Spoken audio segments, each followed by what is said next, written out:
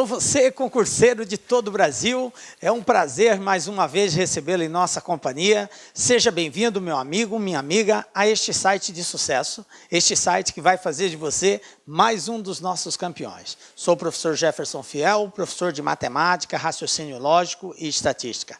E na aula de hoje, galera, dando continuidade ao nosso curso de raciocínio lógico, nós vamos fazer a parte prática da aula anterior, que foi a parte conceitual sobre silogismo lógico. Mais especificamente, nós trabalhamos os quantificadores, todo, algum e nenhum. E nesta aula, nós vamos pôr em prática esses conhecimentos, esse embasamento teórico que nós tivemos na aula anterior. Por isso, peço para você, se não assistiu a aula de silogismo lógico, dê uma pausa no vídeo, volte, assista essa aula, só depois você vai acompanhar a resolução desses exercícios, que é a aplicação, a parte prática daqueles conceitos trabalhados na aula anterior. Belezinha, galera? Vem comigo, então, para darmos o pontapé inicial aí na aula sobre exercícios de silogismos categóricos, ok? Também algumas bancas trabalham como quantificadores, tá? Então, tem banca que usa o termo quantificador, tem banca que usa o termo silogismos categóricos, ok? Então, vamos pôr em prática aí a utilização desses quantificadores. Então, vamos para o nosso primeiro desafio, galera. Olha só, exercício número 1. Eu esqueci de colocar aqui, me desculpe, mas esse é um exercício da banca CESP, ok? O que nós temos aqui? Se A for a proposição, todos os políticos são honestos, então a proposição cantoneira A estará enunciada corretamente por nenhum político é honesto, isto está certo ou está errado. Beleza. O que nós temos que estar atento na resolução de exercícios envolvendo silogismo categórico? Primeiro, qual é o quantificador utilizado? Então, o quantificador que está sendo utilizado aqui é o quantificador todo. Observem, todos os políticos são honestos. Beleza? Segundo, o que o exercício está propondo com relação a esse quantificador? Porque o exercício pode pedir uma equivalência. O que é uma equivalência, professor?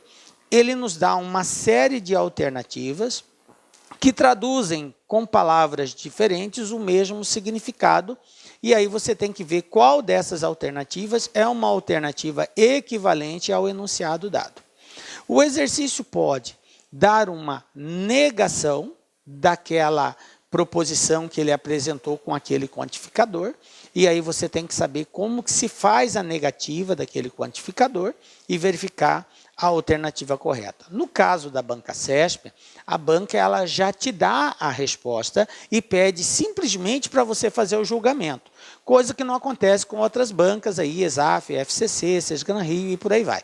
Ok? Elas já te dão alternativas para você escolher. A CESP não, ela faz uma afirmativa e pede para você julgar se isso está certo ou está errado. Foi o que aconteceu aqui. Ela nos deu o quantificador todo, na frase, todos os políticos são honestos, e aí ele diz, então a proposição cantoneira A, detalhe, esse símbolo aqui, ó, é lido como cantoneira. O que ele representa, professor? Ele representa a negação da proposição. Ok? Então, eu tenho que negar a proposição A. Quem é a proposição A? Se A for a proposição. Então, a proposição A é todos os políticos são honestos. E o exercício está pedindo o quê, galera? Para nós negarmos que todos os políticos são honestos. Então, como que eu vou fazer essa negação? Aí ele diz o seguinte, a negação disso está correto por nenhum político é honesto? Então, esta é a negação do todo. O que você precisa saber para responder bem esta questão? Bom, como faz referência à negação de um quantificador, você tem que estar atento como que se nega um quantificador. E aí nós temos lá os quantificadores. Todo, algum, vamos aqui, aproveitar, eu vou aproveitar essa oportunidade para a gente relembrar aqui o seguinte, ó, uma tela em branco. Nós temos os quantificadores todo, nós temos o quantificador algum e nós temos o quantificador nenhum. E aí, na aula de teoria, nós aprendemos que a negação, que é esse símbolo, ou a cantoneira, um dos dois, ok? Negação do todo, gente. Qual é a negação do todo? Lembram daquela observação? Eu insistentemente repeti várias vezes para que vocês realmente não caíssem nesse erro. A negação do todo não é nenhum. Nenhum não é o termo que nós utilizamos para negar o todo. E é muito comum o aluno achar que isso está correto. Todo, negação nenhum. Não é assim. Está errado. O nenhum não é o termo que se nega o todo. E observem que a Banca CESP propositalmente fez essa provocação, utilizou o termo nenhum. Então, para negar o todo, basta eu usar o termo algum ou pelo menos um. Lembram disso? É assim que eu nego o quantificador todo. Para negar o algum, aí sim eu uso o nenhum. Para negar o nenhum, aí eu uso algum ou pelo menos um, tá? Ou pelo menos um, ok? Então, a negação dos quantificadores acontece dessa forma. Então, repetindo, relembrando aí, o todo é algum ou pelo menos um, o algum é nenhum e o nenhum é algum ou pelo menos um também que se faz a negação. Beleza? Bom, agora que nós relembramos esses conceitos, fica mais fácil para nós respondermos então. Então, repito, nenhum não é a negação do quantificador todo. Então, voltando aqui, como ele está dizendo que nenhum político é honesto, e ele está dizendo que isso é uma negação, isso aqui está errado. Belezinha? Simples assim, basta você estar inteirado da parte conceitual que você consegue resolver com muita tranquilidade. Belezinha? Então, vamos para o nosso segundo desafio. Bom, galera, veja bem, eu quero chamar a sua atenção para o seguinte. Nós estamos num momento de aplicação prática de tudo aquilo que nós aprendemos na aula anterior. Então, o que eu vou pedir para você? Assim que eu terminar de fazer a leitura do exercício, você dá uma pausa e tenta resolver o exercício antes de mim. Ok? Dê uma pausa, tenta você encontrar a resposta, você encontrar a solução. Só depois você dá continuidade no vídeo para ver se você acertou, se não acertou. Porque, assim, se você ficar esperando toda vez eu resolver por você, beleza, bacana, você aprende assim também. Mas o legal é você começar a colocar em prática os conceitos que você já tem. Principalmente se você já assistiu a aula anterior. Você vai colocar em prática aquilo que você acha que é e depois você faz o confronto com aquilo que eu vou comentar. E verifica se acertou, se errou por que errou. Então, não importa se você errou. Errou, beleza, galera. O importante é que você entenda o porquê que você errou e qual que seria a forma correta. Belezinha? Então, vem comigo. Olha só. ESAF, Banca ESAF, Receita Federal. Se é verdade que alguns adultos são felizes e que nenhum aluno de matemática é feliz, então é necessariamente verdade que, letra A, algum adulto é aluno de matemática, letra B, nenhum adulto é aluno de matemática, algum adulto não é aluno de matemática, algum aluno de matemática é adulto e nenhum aluno de matemática é adulto. Beleza. Então, esta é a questão. Tá? Não vou nem fazer nenhum comentário a princípio, né? Você vai ter que marcar uma dessas alternativas que, de acordo com essa informação, se é verdade que alguns adultos são felizes e que nenhum aluno de matemática é feliz, com base nessa proposição, você vai escolher uma dessas aqui que seja logicamente verdadeira em função dessa informação inicial. Beleza? É isso que você vai ter que fazer. Algumas dessas informações são mais ou menos corretas e outras são exatamente corretas. Você pode realmente precisar. Então, você tem que saber qual delas é. Beleza? Boa sorte aí. Dá uma pausa no vídeo, tenta fazer o exercício. Na sequência, acompanha a solução que nós vamos dar. Beleza? Bom, então vamos lá, galera. Está em destaque aqui a frase que é a afirmativa inicial que o exercício nos deu. Então, eu tenho aqui o seguinte: se é verdade que alguns adultos são felizes e que nenhum aluno de matemática é feliz, então é necessariamente verdade que... Bom, não sei se vocês se recordam, mas na aula sobre silogismo, nós mostramos que todos os quantificadores podem ser representados através de diagramas. A utilização de diagramas na resolução de exercícios não é uma obrigatoriedade, mas é um facilitador. Na medida que você aprende a trabalhar com os diagramas, aprende a representar aquela frase, aquela proposição que está sendo colocada na forma de diagrama, você consegue ter uma visualização mais ampla do contexto daquela frase.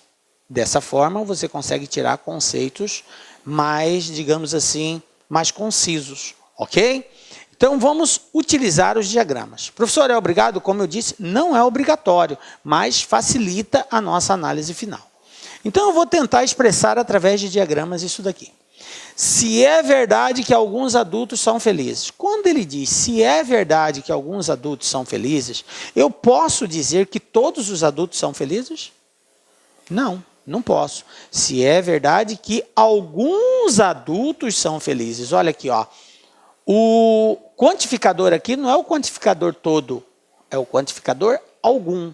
Então, alguns adultos são felizes. Como que eu represento através de diagrama isso? Então, eu tenho um diagrama que representa as pessoas felizes. Isso aqui são pessoas felizes, ó. E aí eu tenho um outro diagrama dentro dessas pessoas que são felizes, que são adultos. Então, eu vou ter adultos e vou ter de crianças. Vamos dividir só em duas categorias, adultos e crianças. Então, eu vou ter os adultos. Mas todos os adultos são felizes? Não. Ele falou só alguns. Então, a representação dos adultos, ela vai ter que ser dessa forma. Uma parte dela está dentro do grupo de pessoas felizes. Aqui, ó. Mas existe uma outra parte fora. Por quê? Porque ele não falou que todos os adultos são felizes, só alguns. Então, eu tenho aqui adultos. Beleza, esse aqui é o grupo dos adultos. Alguns são felizes. Beleza. Depois, ele falou aqui, e que nenhum aluno de matemática é feliz. O que ele disse? Nenhum aluno de matemática é feliz. Isso quer dizer que, dentro do grupo das pessoas felizes, vai existir aluno de matemática. Qual é o quantificador que está sendo utilizado? É o quantificador nenhum. E o que o quantificador nenhum representa? Ele representa que não existe intersecção, não existe elemento comum. Então, quando ele diz que nenhum aluno de matemática é feliz, então, dentre o grupo de alunos de matemática, não tem pessoas felizes. Então, eu não posso admitir uma intersecção das pessoas que são alunos de matemática com o grupo de pessoas felizes. Como que pode aparecer esta representação? Ela poderia estar aqui fora, alunos de matemática, ó, alunos de matemática, poderia estar aqui fora e não ter intersecção com as pessoas felizes e nem ter intersecção com as pessoas adultas, mas ela pode estar aqui também, ó. Ela pode estar aqui também, ó. Alunos de matemática é também um possível local aonde ela pode estar. Aí você perguntaria, professor, por que ali? Porque o exercício, a frase não diz que aluno de matemática não pode ser adulto. Ele não diz. Então, uma coisa a gente tem que aprender na hora de fazer análise lógica. Aquilo que causa dúvida não pode ser considerado uma verdade absoluta. Dentro da lógica, não pode ter dúvida. Então, qual vai ser sempre a alternativa correta? É aquela alternativa que, sem sombra de dúvida, expressa uma verdade. Aquilo que causa dúvida, pode ser isso, mas também pode ser aquilo, então gerou dúvida. Se gerou dúvida, não é uma verdade absoluta. Se não é uma verdade absoluta dentro da lógica, não pode ser admitido como verdadeira essa questão. Não existe mais ou menos certa dentro da lógica. É aquilo que é exatamente indiscutível. Isso aqui é um fato e eu posso contestar isso e posso comprovar. Essa é uma certeza absoluta. Agora, isso ou aquilo pode ou não pode ser. Então, logicamente, não é correto. Então, você tem que estar atento a isso daí. Porque a gente está dizendo isso, que a gente costuma receber e-mails de alunos que chegam e falam para nós: professor, mas essa questão também poderia ser a letra B, ou poderia ser a C, ou a E. Veja bem, aluno, só é verdade absoluta, tá? Aquela questão, aquele item que não causa dúvida, não tem dúvida nenhuma sobre ele. Aquilo ali é admissível, então isso é verdadeiro. Gerou dúvida, descarta, beleza? Então, eu não posso dizer, de acordo com o que está escrito, que não existe aluno de matemática que seja adulto. A única coisa que eu posso dizer é que não existe aluno de matemática que é feliz. Então, não posso representar, através de diagrama, uma intersecção entre alunos de matemática e pessoas felizes. Isso não vai existir, de acordo com o texto. Mas ele pode ser fora e não ser adulto, como ele pode ser não ser feliz, mas ter pessoas adultas aqui também. De repente, pode até ser todos os adultos, né? Mas eu não posso também dizer que é isso, porque eu não encontro sustentação na frase. Então, vamos julgar agora cada um desses itens de acordo com essa análise. Letra A. Algum adulto é aluno de matemática? Veja bem, nós temos aqui a seguinte situação. Se eu analisar por esse diagrama que eu coloquei aqui, eu posso dizer que algum adulto é aluno de matemática, porque existe aqui, eu criei uma hipótese de intersecção entre alunos de matemática e adultos. Isso